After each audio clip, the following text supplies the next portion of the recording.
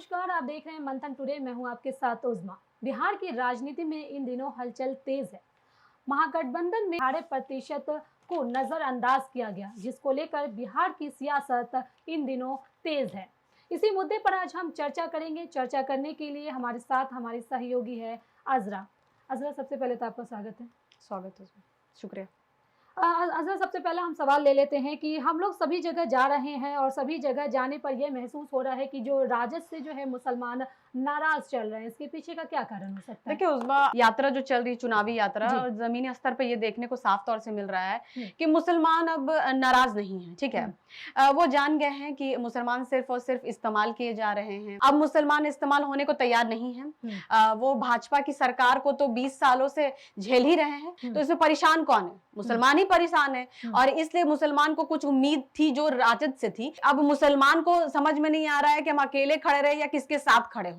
और अब मुसलमान को समझ में आ रहा है कि हमारा वोट सिर्फ यादवों को दिलवाने के लिए है, इसलिए मुसलमान नाराज हैं। अब रिजल्ट क्या होगा वो मतलब सामने आया है कि अभी, लेकिन थोड़ा बहुत तो नाराज चल ही रहा है। जी, मुसलमान अभी रिजल्ट आना तो टाइम है, और इसका सीधा फायदा AIMIM को होना है। AIMIM को कैसे फायदा होगा? इसके पीछे क्या है कारण? AIMIM ने सेकुलर वोटों का बिखराव को रोकने के लिए गठबंधन में मात्र 6 सीटों का डिमांड किया था और कहा था कि अपने गठबंधन में शामिल कर दीजिए राजद से। लेकिन राजद ने उनके प्रस्ताव को ठुकरा दिया।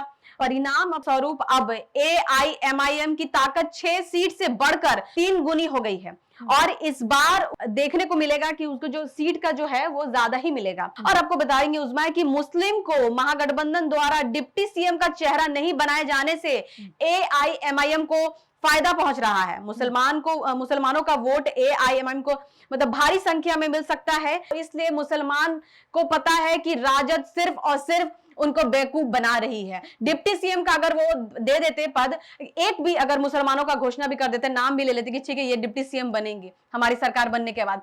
एक और सवाल हम करना चाहेंगे अजरा कि 2005 में भी रामविलास पासवान ने मुस्लिम मुख्यमंत्री की मांग की थी, लेकिन लालू प्रसाद यादव इस चीज के लिए जो है राजी नहीं हुए थे। इसके बारे में आप क्या कहेंगे? 2005 में रामविलास पासवान ने भी मुसलमानों के डिमांड किया था कि CM बनाया जाए, मुख्यमंत्री बनाया जाए, लेकिन लालू प्रसाद माने नहीं थे।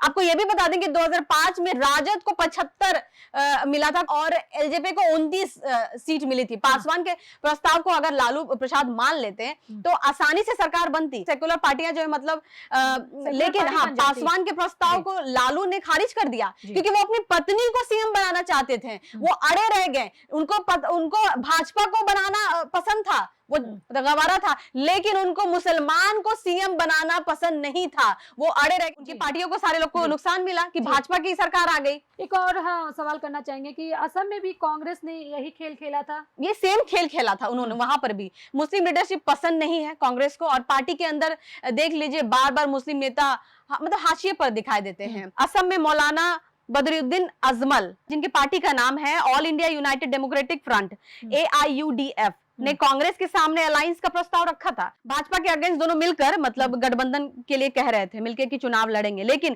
कांग्रेस को लगा कि मौलाना अजमल लीडर बन जाएंगे। कांग्रेस इसको कैसे बर्दाश्त करती? कांग्रेस ने मुसलमान अजमल को प्रस्ताव को ठुकरा दिया और बीजेपी की सरकार वहां पर बनवा दिया उन्होंने। और आपको ये भी बताएंगे कि आज बीजेपी के जो मुख्यमंत्री है वहां के, वो क्या कर रहे हैं कि सारे लोगों को वहां पर स्पेशली कांग्रेस के नाक में दम करके रखे हुए हैं। सो कॉल्ड सेकुलर पार्टी जो कि बीजेपी, जिसको मतलब बीजेपी मंजूर है उसको, लेकिन मुसलमान मंजूर नहीं है। कांग्रेस भी वही काम कर रही है ना। साफ तौर से देखिए कि उनको है कि मुसलमान को हम नहीं बनाएंगे, भाजपा को बना देंगे, लेकिन हम मुसलमान को नहीं बनाएंगे। तो लीजिए, झेलिए, आसाम में वही झेल रहे हैं। लास्ट क्वेश्चन हम आपसे करना चाहेंगे अजरा कि MI समीकरण पर चलने वाली राजद जो है वो सबसे पहले जो बिहार में भाजपा के साथ जो है राजद ने ही मिलकर सरकार बनाई थी, इस पर आप क्या कहेंगे? और कांग्रेस के शासन काल में जो बड़े बड़े दंगे हुए उसे साफ दिखता था कि ये जो करवा रही है ये भाजपा करवा रही है, लेकिन भाजपा नहीं। भाजपा को समर्थन कौन दे रहा था? आरजेडी दे रही थी।